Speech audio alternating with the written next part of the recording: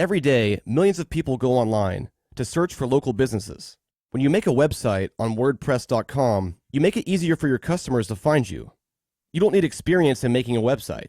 WordPress guides you through the whole process start to finish. And plans start at only $4 a month. And all WordPress plans include a custom domain name for the whole life of the plan. Come see why 28% of all websites run on WordPress.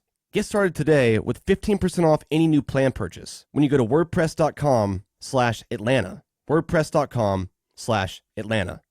This episode of Atlanta Monster contains explicit language. Listener discretion is advised.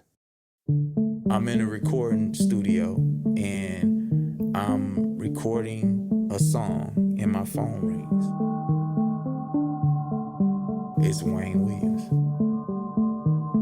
Everybody in the studio is like everyone was stuck. From that point forward, what transpired? What did Wayne say? What was developing after that? Welcome to the real world, Neo.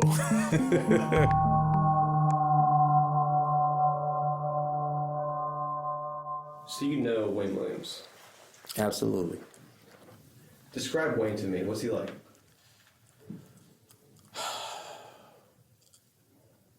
Brilliant asshole. Very intelligent asshole. That's the best way I could put it. And I don't mean it in a bad way because I'm an asshole at times, you know. But he's the type of person that you have to be very strong to deal with him because mentally he could just run over the average person. In Atlanta, another body was discovered today, the 23rd. At Police Task Force headquarters, there are 27 faces on the wall, 26 murdered, 1 missing. We do not know the person or persons that are responsible, therefore we do not have the motive. From Tenderfoot TV and How Stuff Works in Atlanta. Like 11 other recent victims in Atlanta, Rogers apparently was asphyxiated. Atlanta is unlikely to catch the killer unless he keeps on killing. This is Atlanta Monster.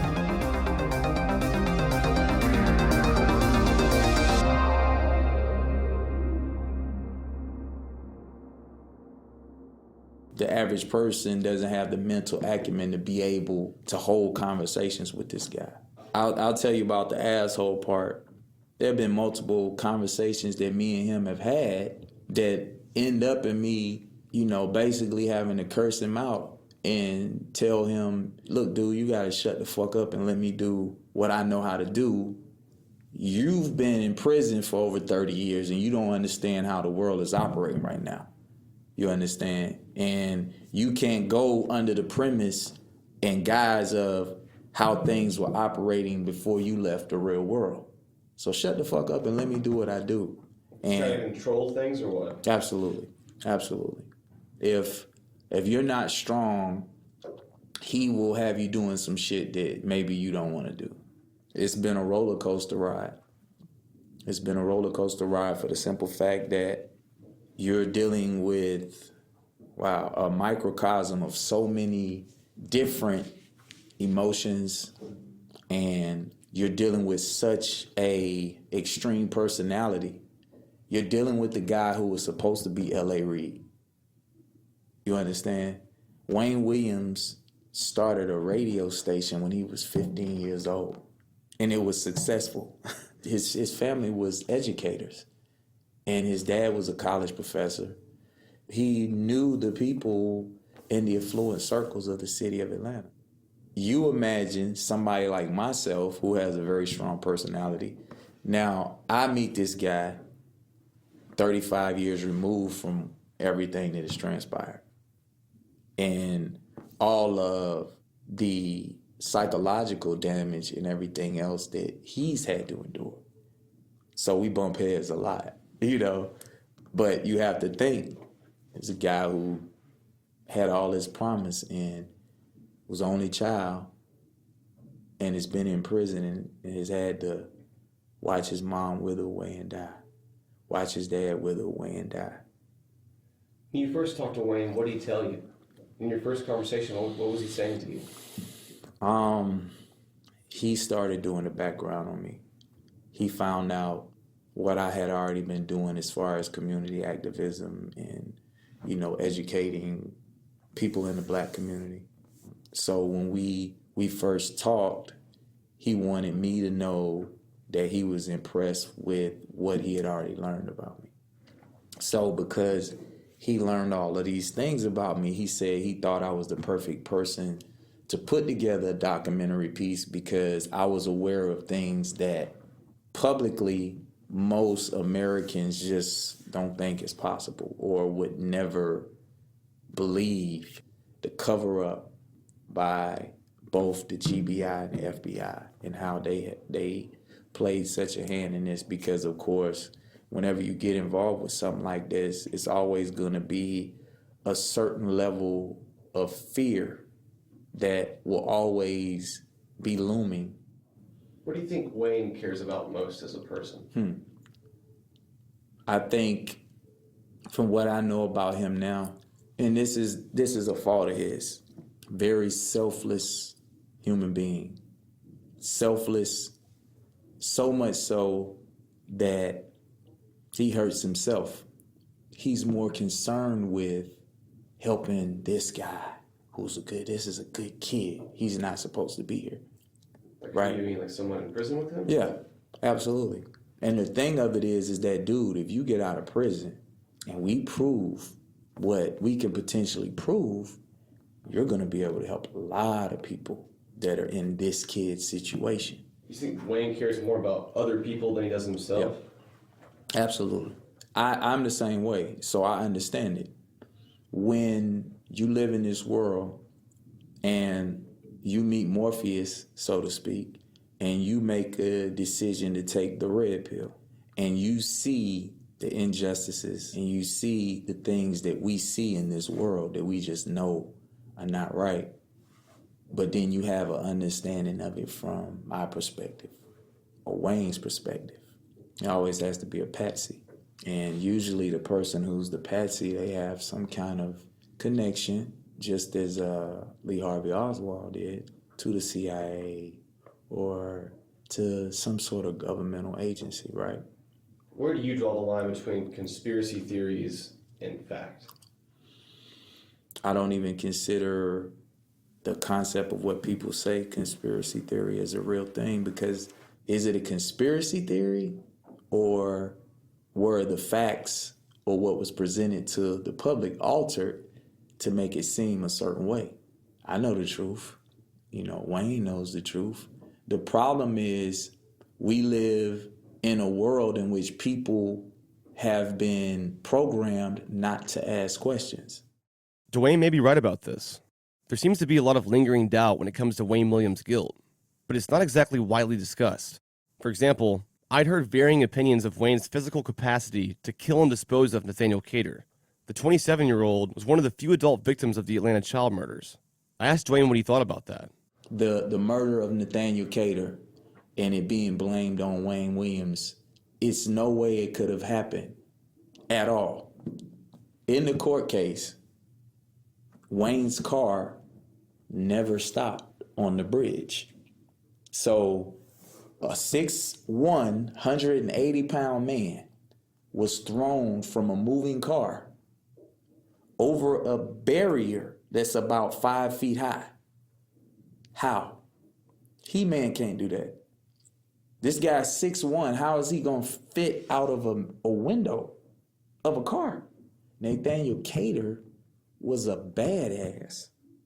Nathaniel Cater was known in the streets of Atlanta to be able to beat up 2 guys at one time, 3 guys at one time. So little 5'7" Wayne Williams, little fat 5'7" Wayne Williams killed this guy. Nah, man, there's no way. So how now does Wayne take a 6'1", 180-pound man with one arm? That's the most disgusting lie ever. Dwayne says Cater was 6'1", 180 pounds, but according to court documents, he was actually 5'11", 146 pounds. Nathaniel Cater was one of the 2 adult victims that Wayne was actually convicted of murdering. The other was 21-year-old Jimmy Ray Payne. Payne lived on Magnolia Street, about a block from the home of Patrick Baltazar. Jimmy Ray Payne was a guy who was in the streets who supposedly Wayne killed, on the autopsy report on cause of death, initially it said that it was undetermined. Then it was changed to say asphyxiation, which basically means he was strangled. I have the actual picture. I checked this out. Dwayne was right. Records show that Jimmy Ray Payne's cause of death was originally marked as undetermined rather than homicide on the medical report on June 16, 1981. However, on August 6, 1981, the report was redone, and Payne's cause of death was changed to homicide. News coverage of Wayne Williams' trial shows that the medical examiner could only say with certainty that Payne's death was a result of undetermined asphyxia. Officials from the Fulton County Medical Examiner's Office spent more than 6 hours last night and today examining Jimmy Payne's body. There are multiple means of asphyxiation, and the medical examiner couldn't be sure of the exact mechanism. Any external marks at all around the neck? No external marks around the neck. There's nothing evidence of sexual molestation? No evidence of sexual molestation. Dr. Zaki says there is still a slight chance Payne drowned. He estimates the 21-year-old died very soon after he disappeared last Wednesday. When the medical examiner was questioned by Wayne's attorney, he admitted changing the cause of death to homicide. He also went on to say that he couldn't totally exclude drowning, but there should have been clearer evidence in Payne's lungs. So is there any doubt in your mind that Wayne Williams did these murders? There's no doubt in my mind, unequivocally, he didn't murder anyone. Unequivocally, without a doubt, he didn't murder anyone. Absolutely not. Where does that firm belief come from? Well, for one, for me examining, the cases and learning what I've learned, researching what I was going to need to research just to do the documentary, and along the way, it went from, hey man, nobody is going to be able to speak up for me like you.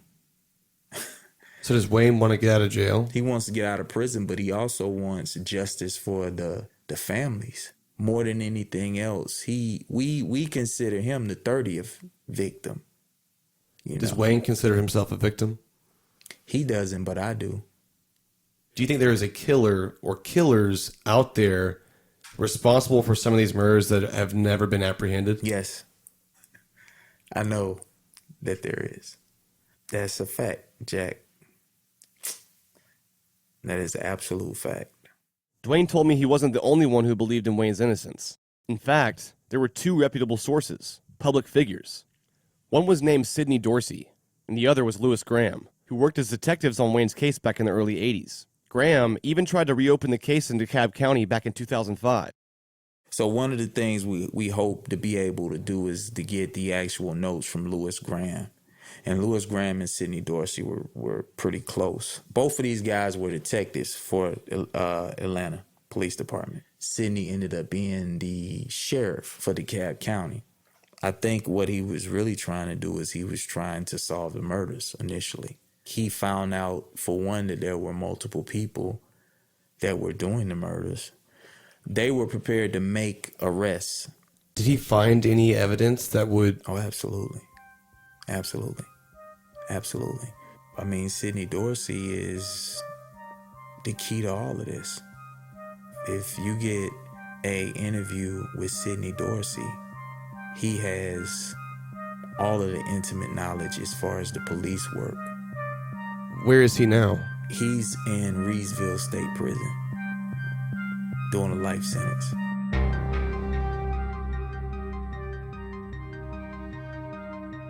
Sidney Dorsey was the first African-American sheriff of DeKalb County in Atlanta from 1996 to 2000. When he ran for re-election in 2000, he was defeated by Derwin Brown. Sidney Dorsey then arranged for the assassination of his opponent by a deputy. Derwin Brown was then murdered, and Sidney Dorsey was sentenced to life without parole. Per Dwayne's recommendation, we looked into Sidney Dorsey's involvement in reopening Wayne's case. Over the years, he's been quoted by news sources, including the Atlanta Journal-Constitution, advocating for Wayne's innocence. So we decided to write Sidney Dorsey a letter in prison. We haven't heard back yet.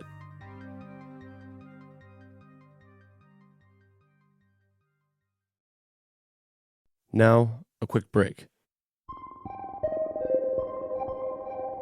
We all want to look as good as our date at a wedding or special event.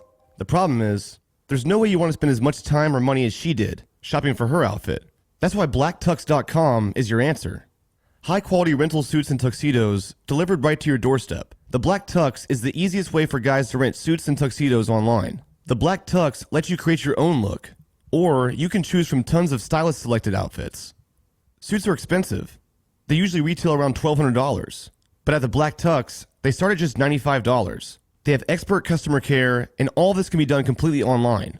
And with the Black Tux free home try-on, you get to see the outfit, feel it, try it on, months before your event.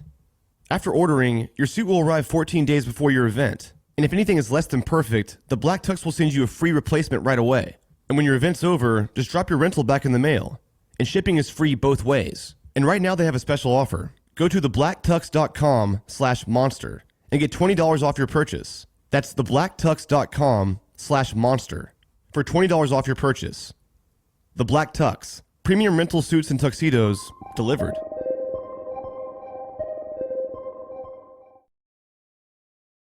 After meeting Dwayne Hendricks, I started looking for more people who knew Wayne Williams, before he went to prison, before Dwayne even met him. It was hard. It's been a very long time, and Wayne didn't seem to have tons of close living friends and family. But after weeks of searching, I eventually found someone. His name was Tyrone Brooks, a civil rights advocate, a disciple of Dr. Martin Luther King Jr. and Reverend Hosea Williams. Tyrone agreed to meet with me. I know Wayne. I met him when he was in high school. And he invited me to his home over on Penelope off Anderson Avenue in Northwest Atlanta to do a live radio show. I get a phone call from Wayne Williams. He says, "My name is Wayne Williams. I'm a high school student. I have a radio show. I'd like for you to appear on my show." I said, "Where's your show?" He said, "Over here on Penelope Drive off of Anderson Avenue." I said, "I'm familiar with that area." So I went over, and sure enough, he's got a FCC license, and he's broadcasting. He's got a tower down the street. He's got a radio tower up in the air down the street. His daddy had helped him build a radio station. And how in the world he gets a license from the Federal Communications Commission to broadcast? And I was just amazed that, here's a high school student with a radio station in the backyard, and he's already got his FCC license to broadcast. Tyrone painted Wayne Williams as a whiz kid, a normal, likable teenage boy. He was very friendly, very affable, humorous. It's funny? Funny, smart. He was a smart guy. People say he's intelligent. Very intelligent. But he was kind of like, yeah, you civil rights guys, you guys are my heroes. You all really made it possible for me to be where I am. I got my own radio station, and I'm working here at Channel 2 or 11, one of them. He worked for both of them for a period of time. Wayne looked up to Tyrone because at the time, Tyrone was one of the youngest members of the SCLC, the Southern Christian Leadership Conference, founded by civil rights leaders, primarily Dr. Martin Luther King. From Reconstruction up until 1946, black people could not vote in the Democratic primaries. In 1946, the whole goal was keep black people from voting. We don't want them in our Democratic primary because pretty soon they're going to start wanting to hold public offices themselves. They're going to change the whole dynamic of the white segregationist hold on the South. But on April 2nd, 1946, the United States Supreme Court ruled unanimously that Georgia's all-white Dixiecrat Party primary was illegal and unconstitutional. So on April 2nd, it was a huge celebration across the South of African Americans and supporters who said, we can finally vote in the Democratic primaries. My parents went to vote in my hometown of Warrenton. Many of them were met by mobs of Ku Klux Klansmen, and the Klan said, ain't no niggas coming in here to vote. And my daddy and some of my relatives got guns, and they went back to the courthouse, and they said, we're either going to vote or we're going to die. 5 people died, 2 couples and an unborn infant. George Dorsey, Mae Murray Dorsey, Roger Malcolm, Dorothy Malcolm, and the baby. We named the baby in 2008. We named the baby Justice. It captured national attention, and President Truman tried to pass an anti-lynching legislation. This is a case that remains unsolved. It was Dr. King's project. He had 2 things on his agenda when he was assassinated in 1968. The Poor People's Campaign March on Washington, which we did complete, and the Moores Ford Bridge lynchings. Though tons of names and suspects are tied to this event, cooperation was limited. No one confessed, and to this day, the case remains unsolved. So, here comes the missing and murdered children crisis in the late 70s and early 80s. Okay, here it comes. Here it comes. And all of a sudden, Wayne is back in our lives again. Tyrone told me he actually went to see Wayne the day he became a suspect. He calls me up and he says, I need you and Reverend Jose Williams to come up to our home. My daddy, his father was named Homer. Mr. Homer was a photographer for the Atlanta Daily World. We need to go talk to Wayne. He's called me. I know he's called you. He told me he called you, Tyrone. We need to go see him. So Jose and I drove up to the home. And so we went up to the house. Now, when we got there, the whole front yard was covered with TV cameras. I mean, it was like the President of the United States holding a news conference. I mean, the whole front, the driveways, the little streets, narrow streets were just cluttered with cars. So the authorities had made a decision that they were going to hone in on Wayne's and they were going to get him. And they had notified the media. So we go up to the house and we go in, they let us in. And Hosea said to Wayne in front of his parents, Hosea said, Wayne, I'm talking to you as your second father. Tyrone met you when you were in high school. We're here. We respect you. We've been on your radio show. You've been following us around in the movement. You've covered us in the movement. He said, but if you've been involved in any of this, you got to tell us because we want to help you get the best legal counsel possible. And Wayne looked us in the eye and he said, Reverend Williams, Tyrone, I have not been involved in any of these killings.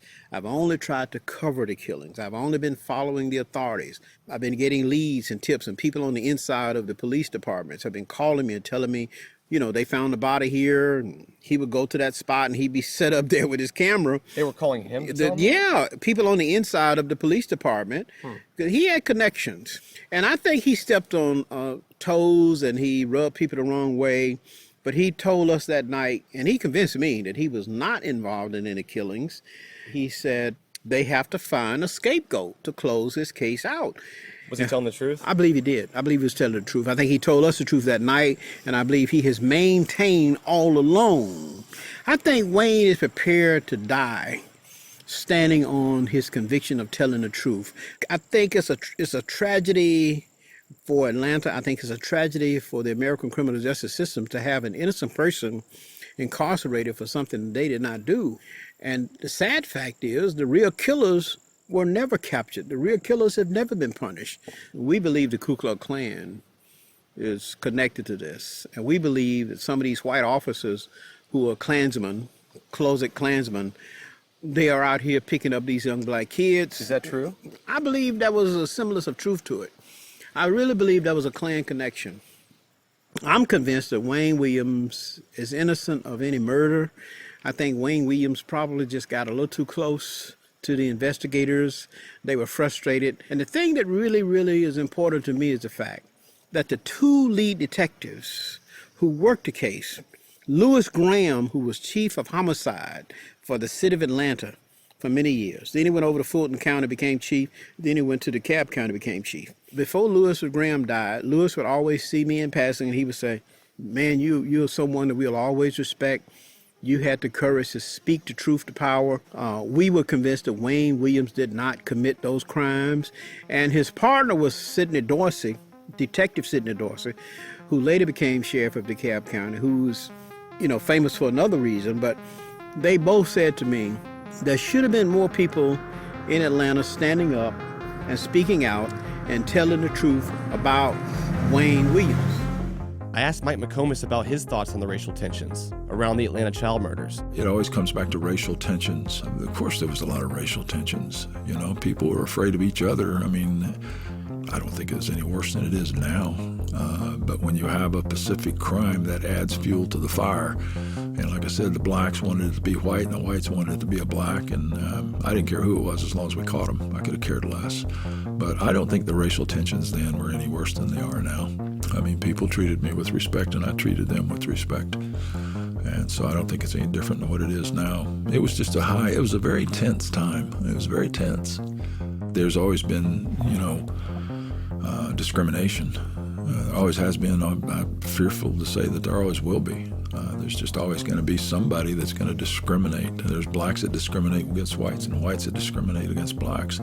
It doesn't mean that either one of them's right. As a matter of fact, it means both of them are really, really wrong. You know, I didn't know whether you were black or white when you called me and didn't care. Could care less. I mean, you know, that's not the way I was raised. You know, you're going to have agitators. To this day, you always have agitators that get involved, that take things to the extreme, and that hurts. I mean, it hurts a lot worse, hurts the situation. So we had them then. You know, we had agitators that said that, you know, it was that someone was trying to, you know, commit genocide of the blacks and this, that, and the other. I mean, you have to keep in mind, and I used to tell people this all the time. The FBI wanted to know what the truth is. We didn't want to convict Wayne Williams. We wanted to know what the truth was. So when you're doing this and you're poking holes, try to see what the individual's motives are. But yeah, there's going to be those folks out there that doesn't think that for whatever their motives are, that he didn't do it. But, you know, people, that's the reason now that I'm not in the FBI. I'm not real quick to render an assessment on things because I know that I don't have all the facts. I'm not in that circle anymore, and I know that what goes on in the middle of that circle, there's a lot of things that John Doe public, they just don't know, and they're not going to know. And so they don't have enough information to make a good, intelligent assessment. That's my thoughts on it. So, yeah, he did it.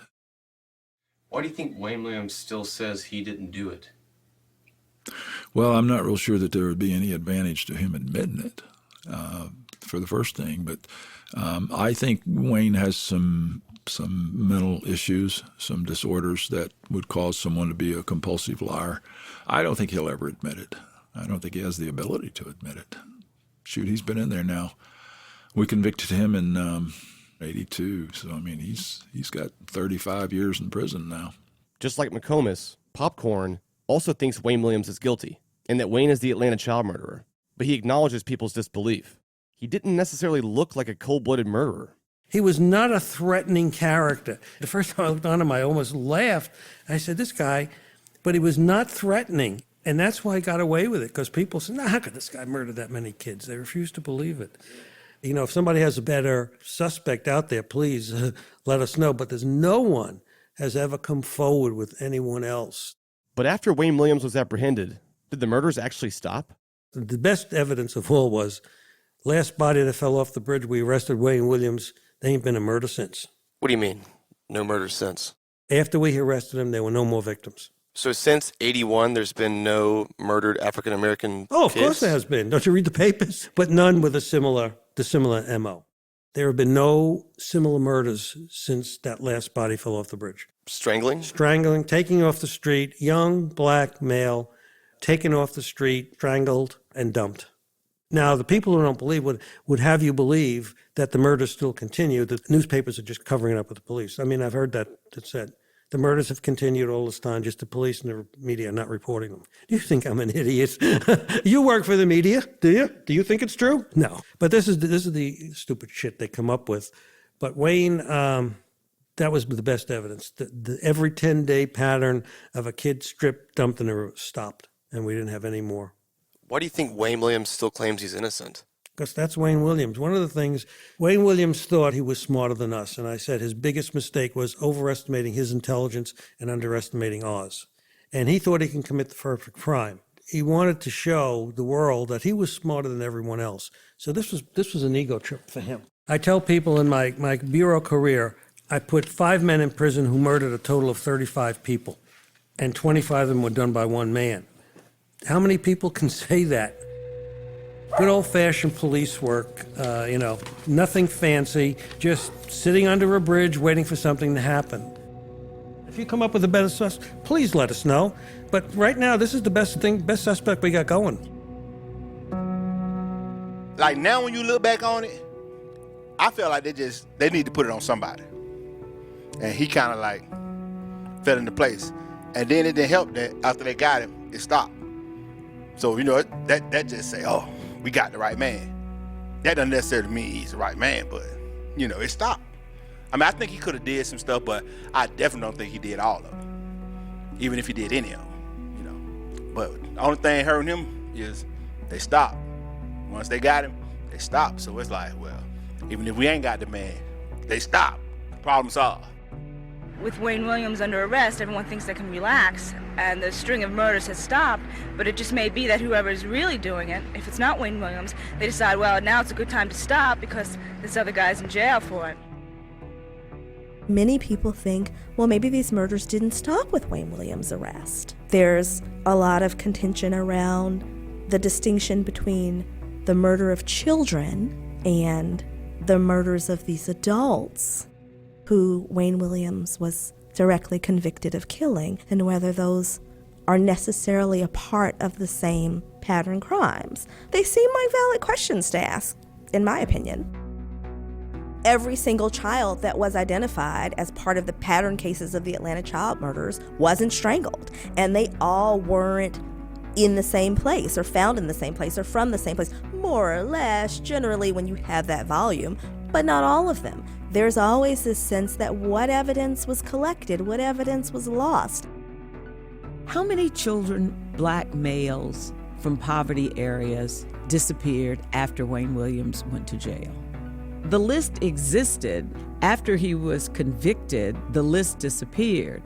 But I've always wanted to know how many black boys in that same age group from those neighborhoods disappeared after that. Looking at the numbers, fewer kids died from asphyxiation in 1982 versus 1981. But to say that all the murders stopped just isn't true. Dozens of young black kids were abducted and murdered in the 1980s after Wayne Williams' imprisonment. However, maybe a more accurate statement is that the volume of pattern crimes decreased. In particular, young black males who died from asphyxiation rather than stab wounds or gun violence, and whose bodies were later found seemingly scattered throughout metro Atlanta. So, do serial killers just stop killing? Well, sometimes they do. For example, the infamous BTK killer stopped killing after 17 years, and he wasn't apprehended until nearly 14 years after the last murder he committed. I sat down with Meredith, one of our producers, and a man named Cary Middlebrooks, the brother of victim Eric Middlebrooks. We wanted to hear his perspective as a family member. Who was his brother Eric? And what did Cary think of Wayne Williams?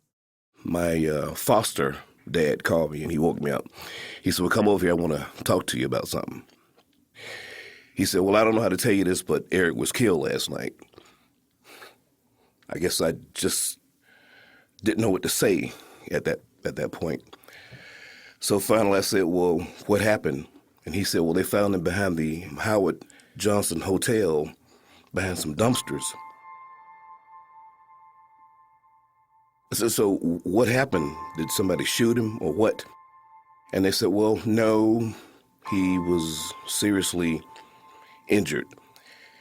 He had been hit in the head with something. And on his bicycle, they cut his tires and stabbed him in the arm. The body of 14-year-old Eric Middlebrook was found about 7 this morning behind a bar in the 200 block of Flat Shoals Road near Memorial. He was hit on the back of the head with some kind of blunt instrument. His pockets had been gone through. The bike he was riding was next to his body. I mean, it was earth-shattering, I guess. You know, I still have not gotten over that because he was 14. How somebody can do something like that to a kid. This was just straight up violence. You know, a hole in his head, stabbed in the arm. I mean, I try and sit up and imagine what was going on in his mind at the time all of this stuff was going on, and it's rough.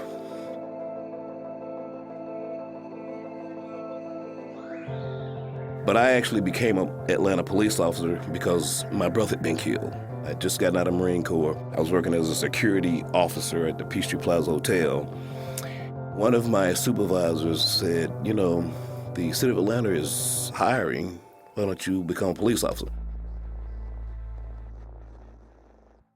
There was no way, in my opinion, my brother died by mechanisms of Wayne Williams. Cary Middlebrooks then told me his own theory about Eric's murder. He saw something the day his brother was found dead, and it stuck with him to this day. He mentioned a woman named Lisa, one of Eric's neighbors. Apparently, Lisa called my foster dad's house to ask if Eric could go to the store to get some cigarettes around 9 o'clock-ish that night. All I know is he said they got a phone call at 9 o'clock the night before about the store trip. He didn't come back home. Where my foster dad lived and where Lisa lived was approximately 100 feet. They all lived in the same apartment complex. I guess I'd been there a couple hours, and Lisa said, "Why don't you come down to my house and we'll talk?" When I went to her house, I can just say I didn't see it happen, but I just have to say something brought me to that apartment for me to observe that something had taken place. Whether it was God or, fate, I don't know. But based on what I saw, something related to my brother had to have happened there. When I got down to her apartment, I noticed there was a lot of blood on the floor, table, various places. I started having all kinds of stuff running through my head. She explained to me that her finger had been cut. And I don't know how all of that blood could have come through that, basically a scratch. It wasn't just in one spot, it was in several spots. About a pint of blood. My thing is I don't think Wayne Williams killed my brother. I think it occurred about 100 feet from where my brother actually lived. I did tell the police this, I did tell the FBI this. Now what I should have done, which is what I was thinking about doing, was scoop up some of the blood and put it on something. Didn't do that. I guess I was sort of gullible. But I'm saying that he died in that apartment. I clearly told the FBI what I thought about what took place with my brother. Apparently they didn't do anything because Wayne Williams seemed to remain the primary subject they were focusing on. And so I just don't feel that man could have killed my brother. Like I said, Eric was 14, so he was really kind of like a young lion, Wayne Williams was not much bigger than my brother, not that my brother was a big guy.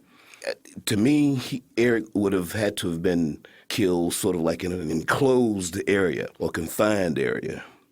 I don't feel that they have the right person for my brother's murder.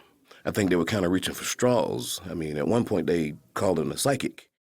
We're talking professional police, investigators. You call it a psychic to help you do what? Kerry brought with him a framed document titled A Resolution. It was sent to his family in 2013 by the Georgia House of Representatives. It said, "Honoring the victims in the Atlanta missing and murdered children case." It's a resolution to commit to continuing work until adequate laws are passed to protect our children in Atlanta by the House of Representatives here.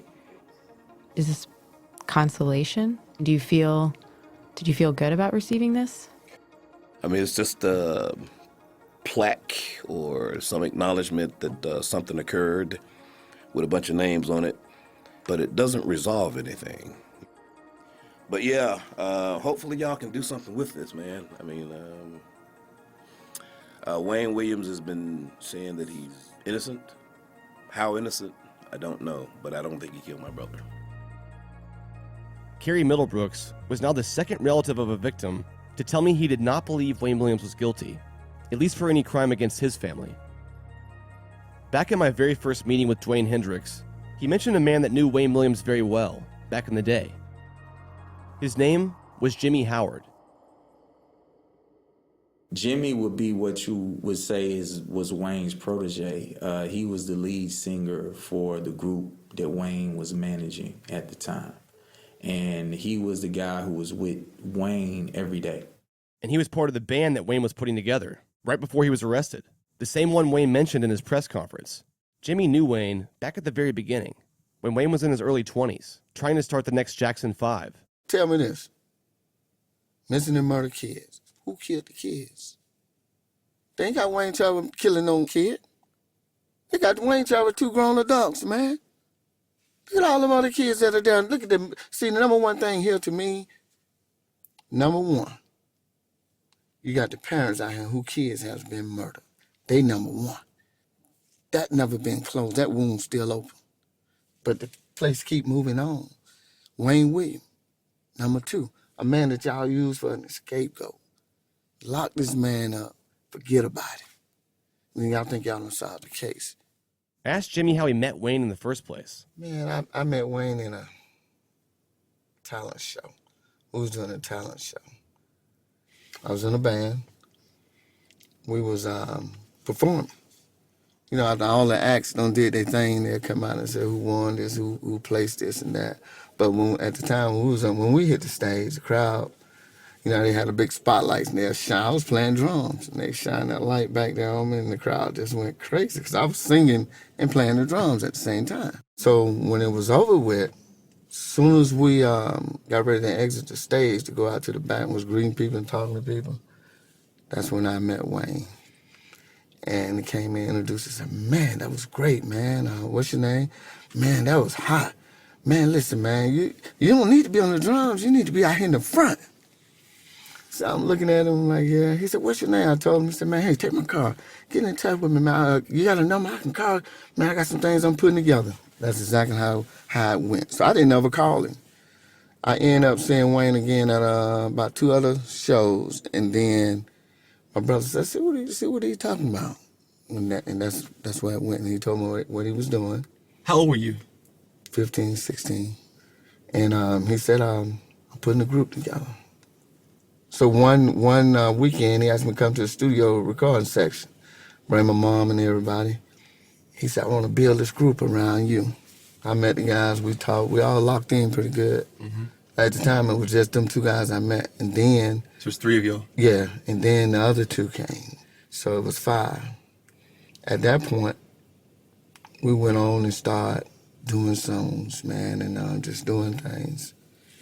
Meeting every other weekend, meeting through the weekdays on rehearsing on these songs that he had picked, that Wayne had chose. Some remixes that he chose for us to do. Well, the plans were to be the next famous group behind the Jackson. It was just crazy, the timing. But I can say this, though. I know Wayne didn't do no killing. What was the group called? Gemini. Guards at the Fulton County Jail were authorized to allow Williams 3 calls per week. The guards were to dial the numbers from outside Williams' maximum security cell and hand him the receiver. But that is not what happened. The calls made by Williams include calls to members of this group of singers who Williams claims to manage. In fact, Wayne Williams, from his cell, set up this rehearsal and invited the Action News team in to videotape it. Then Jimmy told me an incredible story. He was actually with Wayne the night he was picked up by the FBI and taken in for questioning. That night, Wayne had taken Jimmy and his fellow bandmates to Wendy's after practice. That's when it happened.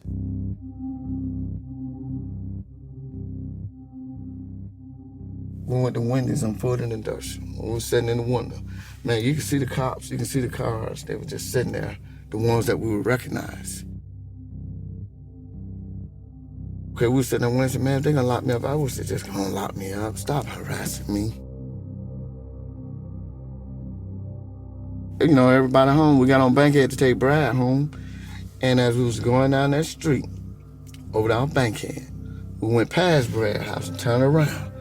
2 marked cars was following right behind, cars that I never seen that was at the Wendy's that was behind us. We turned around, came back, dropped him off. So Wayne said, I'm tired of this. So as we was getting to the edge of the street, stop sign on Bankhead. Wayne said, I'm finna call the mayor. Tell him, if they gonna lock me up now. He pulled straight across the street into the JR. It used to be a JR Creek store. It was a big store. There was a phone booth there. He got out the car. Me and Twan was sitting in the car. Man, I think he got on that phone booth no more than about 2 minutes. Cars just come from everywhere. Swarmed the car. Helicopters. Man, it was crazy. Me and Twan was looking at each other, man. We was like, what's going on here? And we was looking.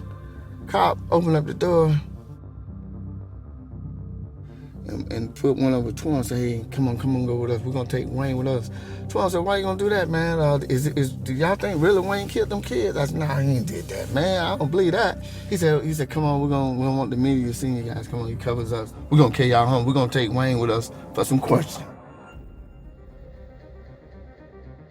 At that point right there, that's when I really started feeling some kind of way, right there. It was a scary moment. I was like, man, what is they doing? Look who they convicted Wayne of killing. And they didn't even have the evidence to convict him of that. Where's the evidence? This is big, man. This is huge. This case is huge. And I'm gonna say this here. I've been knowing Wayne a long time. Long time. And I know he got some bitterness in him. Because think about it, if you was in his situation, or in his shoes, you would want someone to stand for you, knowing that you hadn't done this. Wouldn't you? Man, this thing is deep, man. It's deeper than a lot of people know. Let me tell you something. That was the name that the media given Wayne Williams. They wouldn't use his name. They gave him this name, Atlanta Monster. We're going to show this, man, and it's a good thing. So, we can put this puzzle together and everybody going to be shocked.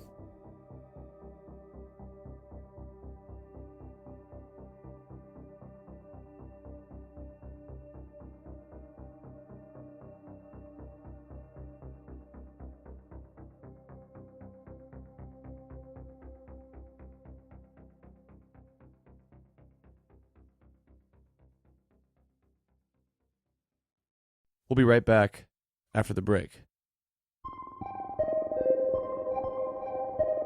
It's time to show that special someone how much you care this Valentine's Day by replacing those old-fashioned, wedgie-inducing multi-pack boxers with something you can both be proud of. Fresh, upgraded underwear from Tommy John, the men's clothing brand that's redefining comfort for guys everywhere, myself included. This is unquestionably the most stylish, comfortable, and functional underwear on the planet. The legs never ride up, the waistband never rolls down, and their time-saving, horizontal quick-draw fly will change your life. And I'm not kidding, it's actually impossible to get a wedgie. And Tommy John has way more than just incredible underwear. Their Go Anywhere clothing line takes you from desk to date in a flash. Plus, all Tommy John underwear is backed by the best you'll ever wear or it's free guarantee. That's right, so you have nothing to lose. Shop for limited edition Valentine's Day gift sets at TommyJohn.com right now. Plus, get 20% off your first order with the promo code MONSTER. That's promo code MONSTER for 20% off at TommyJohn.com. TommyJohn.com. I currently live in Atlanta, and I work downtown off Ponce de Leon Avenue in Old Fourth Ward. I wanted to explore the city through the lens of the Atlanta child murders. Living here, I'd heard of many places mentioned in this case, but a lot's changed in Atlanta since then. Jason from How Stuff Works went through the process of mapping out all the major sites in the Atlanta child murders, including the homes of victims, places they were last seen, and where each victim was found. One day, we hopped in the car and drove around the city to get a feel for where these tragedies took place 35 years ago.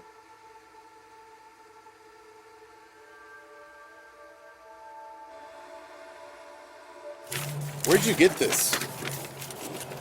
About the only place you can get them at these days, Barnes & Noble. So, we are here. Yusuf Bell. You can hear the traffic from I-20 right behind us. So this definitely used to be a building.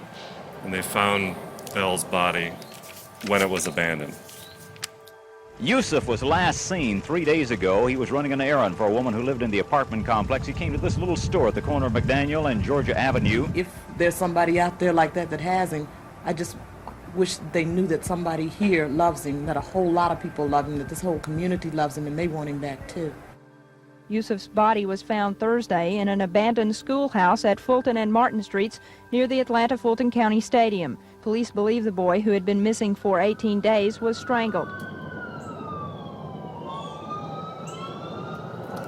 We're probably 5 minutes from the office right now. Yeah. If you were to just drop me here blindfolded, I'd have no idea where I was.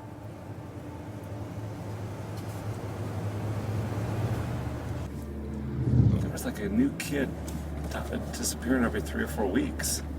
The last place we went that day was Wayne Williams' old home, off Penelope Road in Atlanta. Left here? No, go straight. Straight. Yeah, straight. And then it should be the next. Just cross this bridge. Turn left on Penelope Road Northwest, then your destination will be on the right.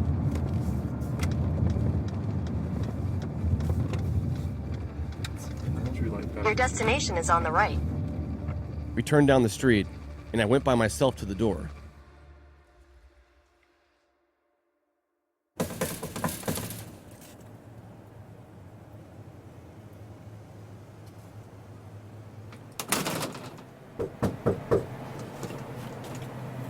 There was no one there. So I walked down to one of the neighbors' houses. Someone came to the door. He didn't live here in the 80s, but he had an interesting take nonetheless. It's so funny though, because like every time I take the left, and every time a left driver come over, they say that's the Wayne Williams house. And then we heard of it, and then we Googled it and everything. It was somebody at the gas station told it because he needed a ride home or whatever, and they told him, "Oh, you live over there by where Wayne Williams." And he said it, and he didn't think really anything about it. And then a second person told him the same week. It's all different mixed stories, you know. What's the general consensus you getting from people? That he had something to do with it or whatever, but it was like it's probably the Ku Klux Klan, or they was bringing kids for them or whatever. I don't know. Yeah. What did you hear about What? it? The Wayne Williams. I Googled it. No, but I believe that there's a lot of people in prison for stuff that they didn't do. Trust me, you know, and they get scared and taking deals, you know. And especially in a place like Georgia, like where it's not even safe to go outside of Fulton County, like, you know, if you're African American, you know. The South is still the South. It's all black on the outside and white in the middle. That's not a racist statement. It's a true statement, because you have black people out here still that fear white people. They don't want to, you know, they don't want to cross that line. A lot of people are still stuck in the past out here. I'd seen Wayne's house in his old neighborhood, but what about his car? The car that he was driving on the bridge that night. The same one Jimmy Howard was riding in when the FBI picked him up. The car that would have been a key piece of evidence in this case, if Wayne was in fact the Atlanta child murderer. I searched the internet, but I wasn't hopeful. But believe it or not, I found a 2009 article suggesting that it was completely intact. The car was in possession of a man named Dr. Blackwelder in northeastern Alabama, or at least that's where it was 8 years ago. I didn't know who this man was, and I couldn't find a single phone number for him. But I drove down there anyways and gave it a shot.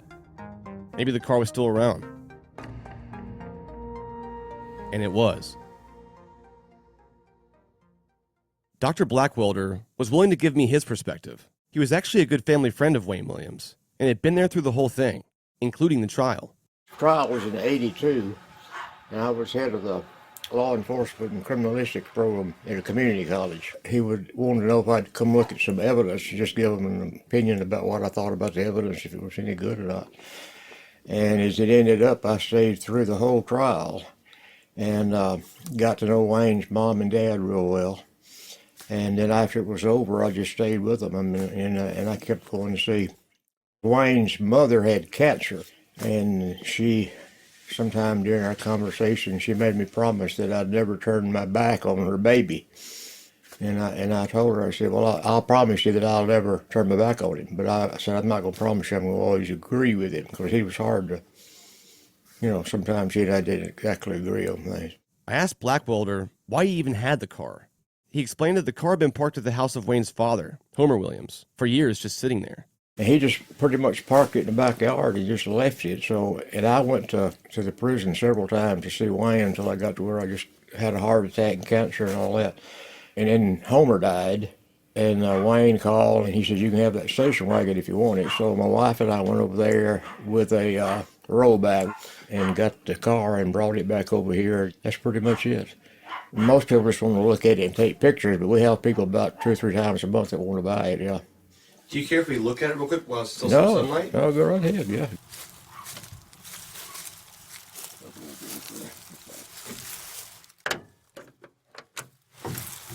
Wow. Everything that's in it was in there when I got it. No bodies or anything, so you don't have to worry about it. From all the stories I'd heard, The station wagon was white, but it wasn't white anymore. The car has been white in the past, and when Wayne had it, it was this color. And Homer painted it the blue color after Wayne was in prison. It's now a light blue color and covered with brown rust. It's also full of dirt and junk. Fishing net, papers, men's athletic shoes. Blackwelder said he believes that most of this stuff belonged to Wayne's father, Homer.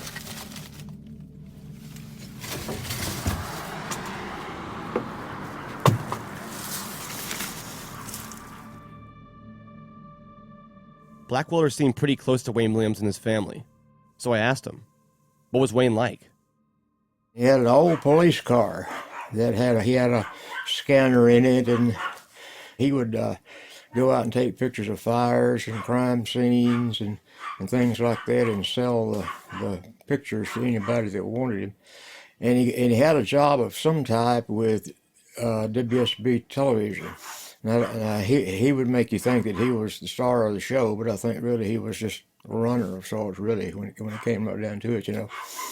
He had a pretty normal life. He was an only child, and he was spoiled. And I think his mom and dad, he had a need to be in the limelight. Have you ever been in that house up there? Not inside of it. We walked outside. Okay, and on the very back was where his radio station was. Okay. And he had some kind of small transmitter that would cover the neighborhood, you know. Yeah, he was the DJ and the news director, but he wanted to open this radio station up, and then he wanted to be a promoter or something. That's what he was doing when they caught him on the bridge. He was trying to find the address of a girl that he had an interview with the next day to do singing or whatever. Blackwelder had sat through the entire trial, so he actually owned all the defense documents. He even played a role in the trial, actively working with Wayne's attorneys. My agreement was with them that I would get a copy of all of the documents that they used, and I got copies of all. I've got a basement with 8 or 10 boxes full of documents. All the reports and all the documents that the defense got under discovery. Federal documents, FBI documents, and practically all of the state documents, FBI reports, all the autopsy reports, hand scribbled notes that the attorneys took during a meeting at night. His mother gave me several photographs out of their family album of Wayne, who was just a little bitty fellow growing up. You see how my filing system is right here, so Yeah, it seems like it's kind of like my filing system. Yeah. After I retired, I brought everything into the house. It's all just, so I'll have to get somebody to go through it and dig it out. But I've got it. It's sealed up. I don't think he got a fair trial because I know that Maynard Jackson and all of them needed somebody caught because it was affecting convention and trade and so forth. And when I would go up there on weekends and go out and eat, a lot of the restaurants would be just about empty, and the people said the business had really fallen off since that happened, and it hadn't picked up, you know. But once they caught him, then everybody took a sigh of relief and thought, well, you know, we can go back to living our normal lives now because they caught him, which means people assume that if they catch somebody, he's guilty. And then during the trial, it would have been hard, I think, for a jury to find him not guilty and then go back in their neighborhoods and live. Right. And I don't know to what degree they just didn't want to have to put up with what they would catch from the people at school, at work, at church, or whatever, if they had found him not guilty. So I think that plays a part in it, but I don't know how much.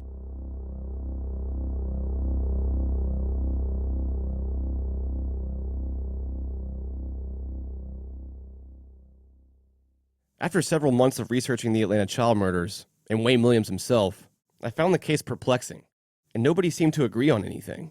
After meeting in person with Dwayne Hendricks in Texas, he called me out of the blue one day and was about to send this project in a whole new direction.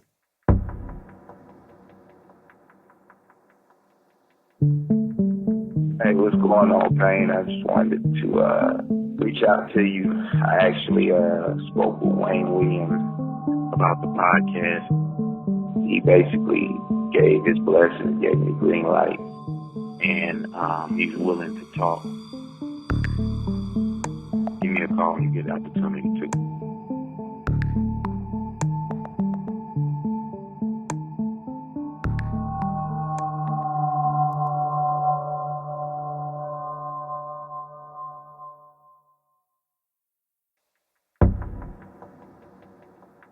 Next time on Atlanta Monster.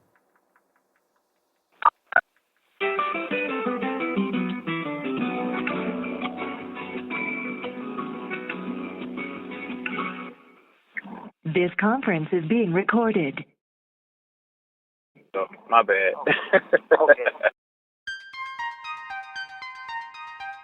Atlanta Monster is an investigative podcast told week by week, with new episodes every Friday. A joint production between How Stuff Works and Tenderfoot TV. Original music is by Makeup and Vanity Set. Audio archives, courtesy of WSB News, Film, and Videotape Collection. Brown Media Archives, University of Georgia Libraries. For the latest updates, please visit atlantamonster.com or follow us on social media.